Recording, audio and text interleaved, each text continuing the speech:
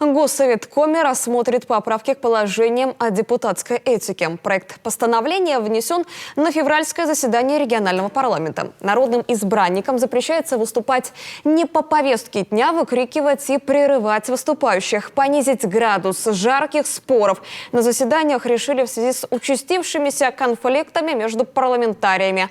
Так, например, недавно депутат от КПРФ Олег Михайлов вызвал на словесную дуэль представителя от партии «Зеленая альтернатива» Виктора Бетехтина. Михайлову не понравилось, что последний уличил его в прогулах мероприятий регионального парламента.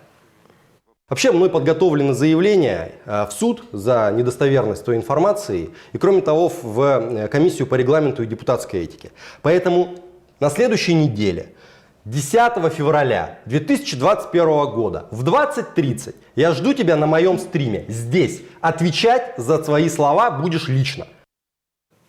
Виктор Бетехтин ответил через свой Инстаграм. Ранее он неоднократно предлагал Михайлову встретиться и провести дебаты на любой независимой площадке, однако тут всячески избегал личных встреч, говорит Бетехтин.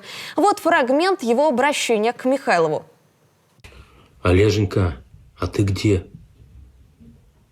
То как на стримах на своих на дебаты вызывать, на которые я согласился, ты вызываешь, как тебе предложили условия лично обсудить, ты куда-то пропал сразу же. На прошлой неделе тебя нет, на этой тебя тоже нет, хотя ты заявлен на совещаниях. Ну ты чё? А чё еще за разговоры, что я не коренной? Может, для вас Воркута это вообще не республика Коми, а? Только я вот родился и вырос в Воркуте. И корни, кстати, у меня еще ижемские. И учился я на очной форме в СГУ. Люди меня очень хорошо помнят и очень хорошо знают. Так вот, в Воркуте у нас принято за свои поступки и свои слова отвечать лично. Чем окончится словесная перепалка двух парламентариев Госсовета Коми, пока не ясно. Многие, кто знаком с ситуацией, ожидают интересной развязки.